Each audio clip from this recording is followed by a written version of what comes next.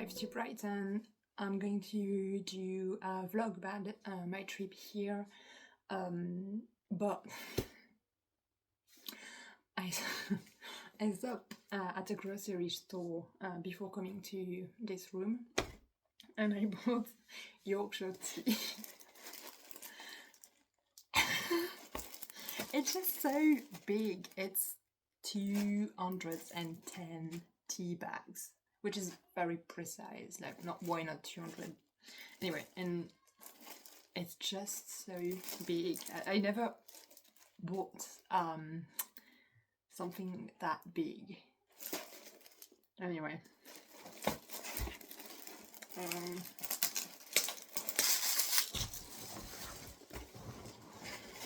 I was supposed to do a short video about the books that I brought with me, but I'm more interested in this big box of tea bags. Oh, it's on. There's no. I thought they were gonna be like a string, but it's fine. It's fine. Okay. Once again, very excited about this big box of tea bags. Right, yeah. So I'm just gonna put it here.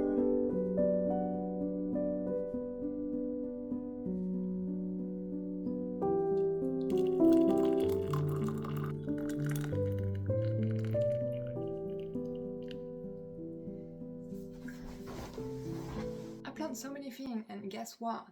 I bought I've got 4 books with me. I mean, I'd like to have choice, but 4 books was heavy in my suitcase. Anyway, secure the tea. Okay, so for the past few weeks, but especially the past few days, have been really stressful for me. The anxiety is very high, so I arrived in London this morning, and I was planning on staying the whole day, visiting the National Gallery, some bookshop, coffee place, but because I'm a very anxious person, big cities, and I forget that every time, but big cities make me very anxious. It's too busy for me, it's too noisy, there's like people running everywhere. I mean, that's normal, there's a big cities, but it's a big city, but I always forget that it's not for me. Anyway, do you want to see the books that I brought with me? So I started the Emperor of Gladness a few days ago, but I'm only like 50 pages in. The writing is absolutely brilliant and very beautiful. I think it's going to be like a very good read. I also have Sunburn by Chloe Michelle Howarth. It's published by Vuong Publishing, and they sent me the next book that she's gonna publish in October, so I thought about reading the first one before the other one, and I think it takes place during one summer, so now is a good time. Giovanni's Rooms by James Baldwin is a classic that I really want to read for a long time. I just thought that I had enough time on this tiny break to do it. The last book, if I ever get bored, it's called Rhine Journey by Schlee. 2 weeks ago we had an event at the bookshop with Harriet Baker, who she recommended this book. I'm very intrigued by it and by the theme of like subconscious and like imagination. Yeah. Good tea. Hopefully it's good because I've got 200 tea bags.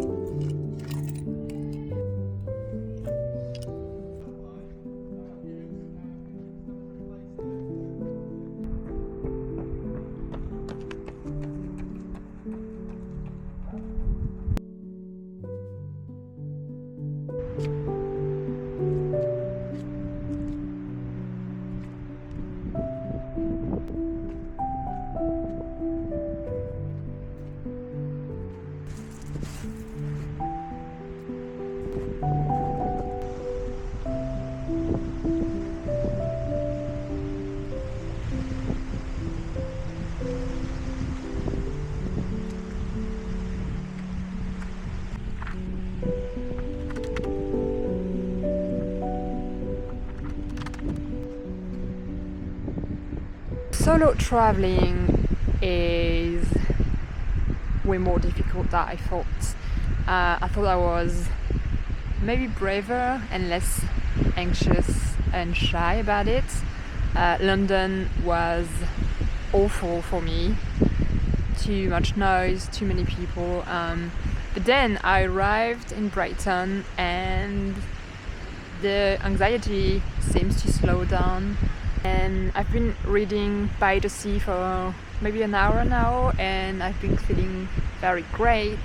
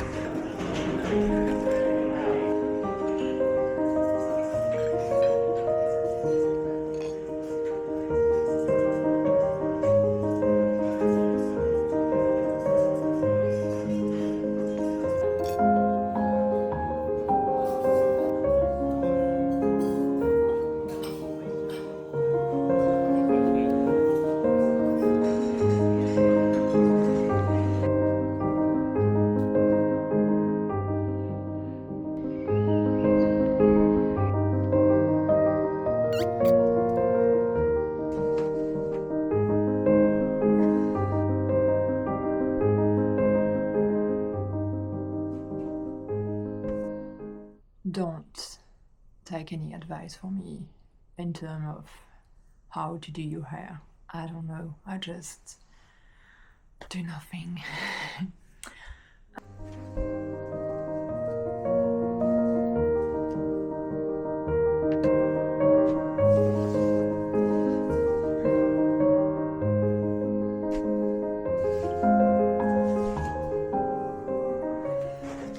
Alright, I just need to load my new film in my camera.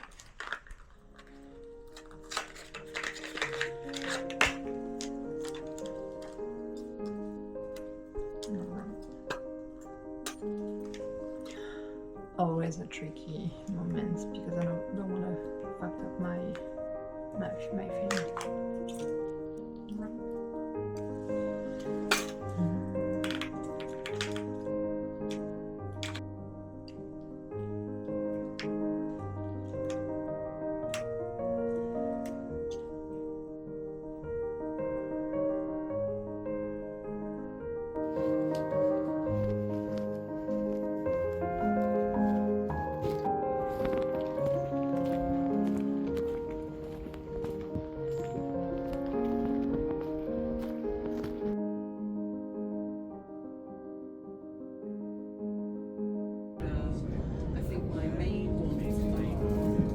Oh, by the way, I've never had it, but I know a lot of people are very into it.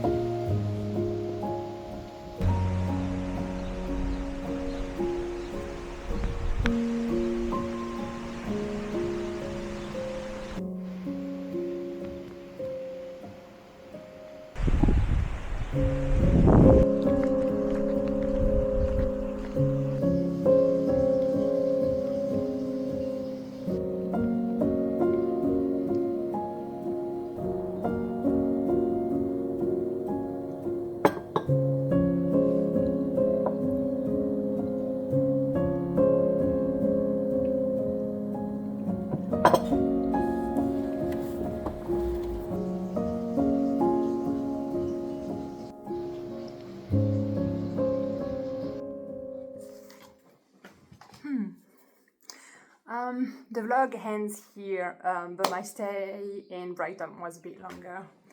The truth is that I've been feeling a bit anxious for the past few months now, and I thought it was a good idea to go on a solo trip. I've booked and I've planned the trip before my anxiety came back, but I still think it was a good idea to go there, to change cities, to be kind of away of the places where I was feeling anxious. But it didn't really work for me.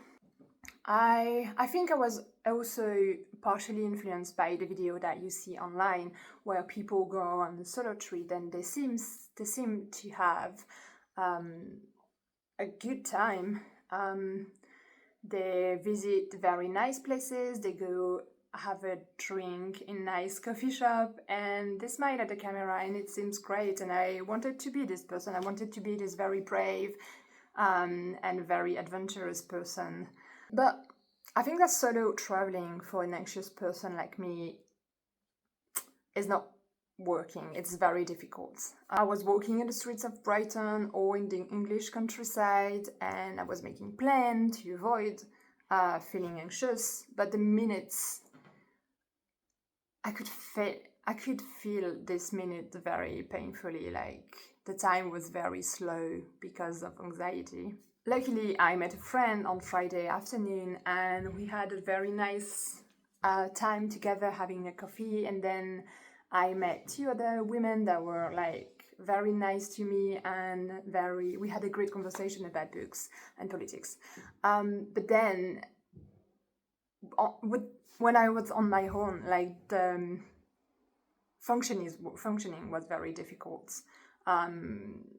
Making plans was very difficult. Also, I'll plan everything. Going out of the tiny room that I've rented was very, very difficult. The world outside started to feel very hostile, even though Brighton is a very welcoming and colorful city, and I really recommend to visit this English city. And I also realized that traveling on my own is not for me, because I miss sharing what I was seeing with people I love. At some point, it doesn't make any sense to like seeing these nice things and not being able to share it with people, like with my friends or my family. I could like send them a picture, but it's not the same as like experimenting what you're seeing in real time with people that you love. And sometimes I feel that we as a society emphasizes so much like doing things on your own as some sort of self-care, but I really think that self-care for me is surrounded by my community, by the people I love. When I say loved one, it not also just includes my partners, but also my friends and part of my families, because friendship and relationship outside of romantic relationships are really, really important for me. And I think that we should really emphasize it more. I strongly believe that self-care is to be found within your community, taking care of each other. I need my time alone because I'm an introvert, but being held and supported by my friends and my families and everyone that I love is very precious. And I'm really grateful for what the people I love did for me when I was struggling a week ago. I could have created just another video, a vlog video about my travel with the moments that were like peaceful and very nice, because there were a few nice moments, so I can have lovely memories of my stay in Brighton. But it doesn't feel really honest to show some kind of alternate reality. It's a bit wrong to depict this travel as being very peaceful when my head was full of anxious thoughts. And when I was editing the beginning of the video, I saw my face and I saw someone who was really struggling to go through another day. I don't owe anyone any explanation, but I think that talking about mental health is very, very important. And showing that what you see online is not always the reality. And it would have felt so wrong to post a lovely traveling vlog without talking about mental health. And I think that sharing different experience around mental health issues can help other people feeling less alone, and that you don't compare yourself with people you see online, because you don't know what's happening behind the scene, and what's happening behind the scene at the beginning of this video is a lot of anxiety. Maybe you should share any resources that you have around mental health issues in your country, or like book, podcast, whatever help you when you were struggling. And if you are struggling with mental health issue, that would be nice to have like a lot of recommendation in the comment section. And that's it for today. And this is a very new kind of video, and I hope you kind of enjoy it. Okay, see you next time.